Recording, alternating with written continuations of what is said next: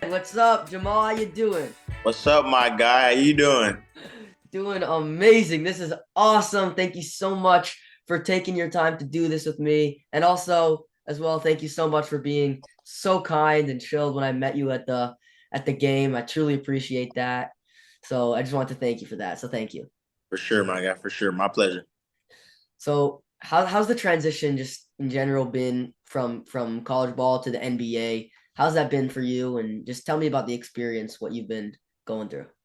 It's been ups and downs. You learn a lot day in and day out. I think the biggest thing is all the playing we do. We play a lot of games, and it's only month three, and I'm kind of exhausted. So it's a really big difference from going once a week to maybe four times a week. I mean, makes sense why you'd be exhausted. You bring all the energy, every single game, all out there. Yeah, So I be trying, man. I try. heading into the draft, did you know that the Raptors wanted to draft you? Was that something you were expecting or something you were hoping for? That was honestly like the last place I thought would draft me. My pre-draft workout wasn't really good, but my film session with Coach Darko was really interesting, and he told me that was one of the reasons why they drafted me. So I honestly had no clue that they were even interested in me. What about the session was so special? I think we just connected. Anytime he asked me a question, I kind of cut him off and finished the answer before he could finish the question. Love that. When you know basketball and you enjoy talking basketball with somebody, that can build a connection. Love to hear that on the same page and everything. Yeah. So your Raptors right now are obviously in a rebuild, but I know the wins haven't been just there just yet. But I told Coach Darko just a few weeks ago, you guys are playing super hard, right in there with most of the games till the very end. Just what's the feeling? What's the vibe like with the team right now? How you guys all feeling moving forward? I think we all like each other. I think that everybody's bought in. I think the biggest thing is just that we haven't been healthy.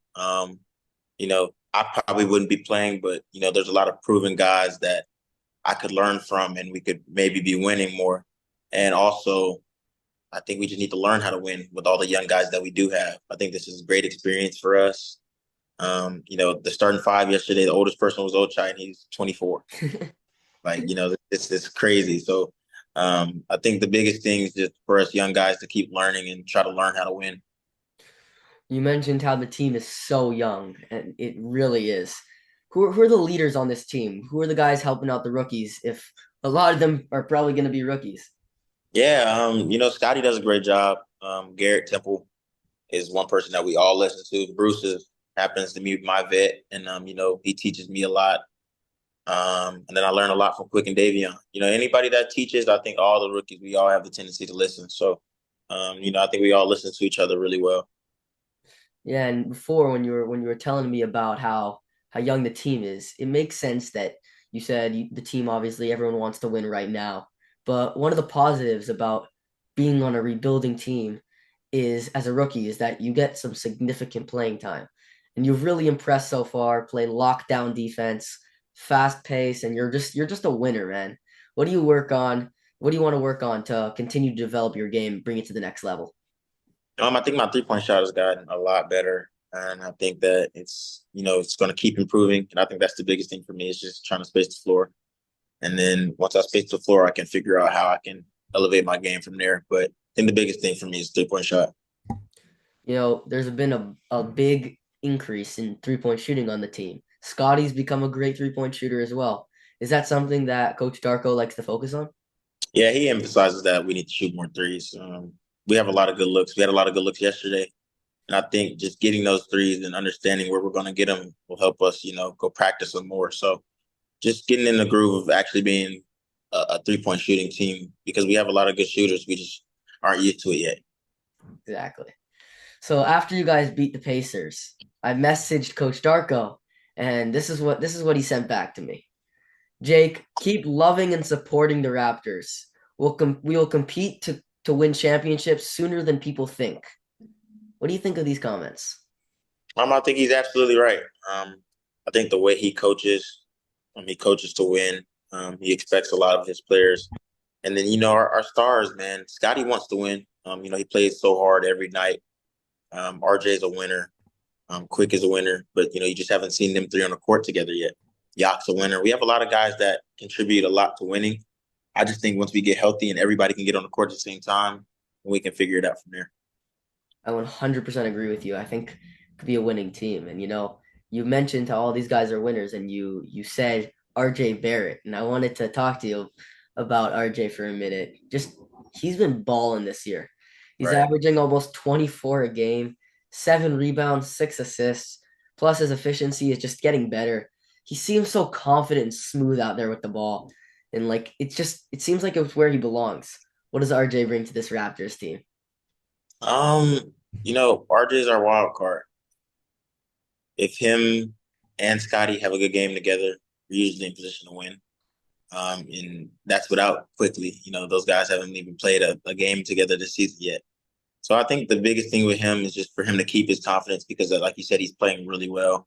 And I think he has a chip on his shoulder. And I think that he needs to keep that chip there because it's getting him some places. So I think he's doing an amazing job. He's been a pretty good vet. And I just think he just needs to keep trending in the right direction. Is he an all-star this year? He's gotta be. I think he has a great chance as long as we can get some wins to help him out. Gotta help him out, you know what I'm saying? Help him out. So another player who's taken a huge step this year is Grady Dick. He's averaging almost 19 points a game, shooting over 40% from three. What's really impressed me about Grady, though, is just his attack mode. He's been playing with such aggressiveness, looking for a shot, not afraid to take it to the rim. Just what impresses you about Grady? His confidence, man. They talked about Grady's last year compared to this year, and if I could have saw Grady last year, I would be totally surprised because it's a whole different person right now. And I think that it came from his work. All summer being around him and working and his preparation. And Grady's he was bound to take this step the way he works out. So I'm super happy for him.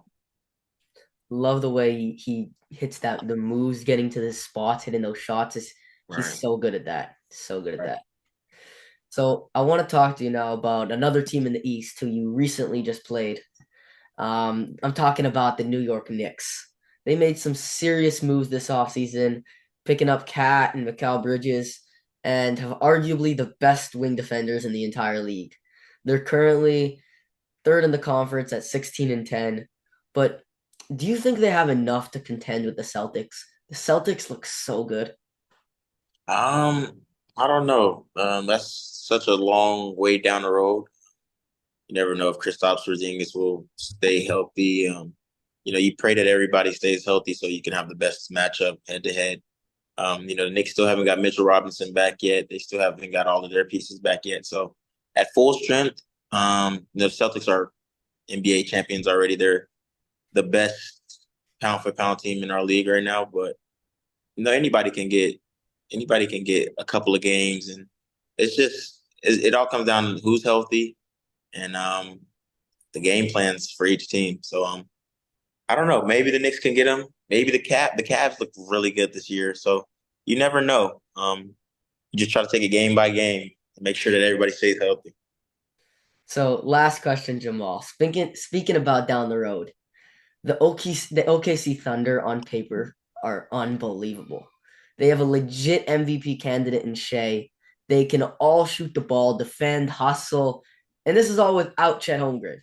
They also made some great offseason moves, picking up Alex Caruso, but I'm not sold yet. I feel like when the playoffs comes around or when the moments get real, they might not be ready. Similar to what we just saw in the NBA Cup against the Bucks. Right. What do you think? You think the Thunder are ready yet? You think they're ready to contend and really be that big time contender? Well, I think you won't know until they get there. A lot of people are going to say they're not ready until they do it. So you'll never know if they're ready or not. I think adding Isaiah Hartenstein and Caruso was a really big step in the right direction. Somebody that's already won a championship and somebody that's already been there to the Eastern Conference Finals with the Knicks last year, or not Conference Finals, the semifinals, but you get the gist. He's been in some battles. But I think they're in the right direction, man, and I think Shea is really really good. Like he's really, really good. And I worked out with Alex Caruso all summer. We work out together in Austin, and he was super excited to go to that team. And for somebody like him to want to go be in a winning situation, I think that does nothing but wonders for them. They have such a great atmosphere. So I know I said last question, but this is a question I wanted to ask for a while. Is there someone, Jamal, that you model your game after? Because I feel like you play such a unique way, and it really I've been really questioning this. Is there someone you look up to, maybe an old NBA player, someone who still plays that you model your game after? Not NBA player, but my brother, who played.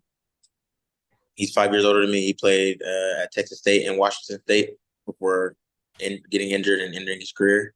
He was really good, man. And I try to do everything he did and try to do it better. He taught me everything about basketball. Really, he's just left-handed. I'm a right-handed version of him. So that is my role model, and that's the guy who tried to instill basketball into me. Love that. Looking up to brother. Love to see that. Yeah, man. Jamal, thank you so much for doing this, taking time out of your busy day to come join me today on Jake's Takes. Did you have fun with me? I did. I did. I had a good time speaking basketball with you, man. I love talking basketball. Thank you so much, Jamal.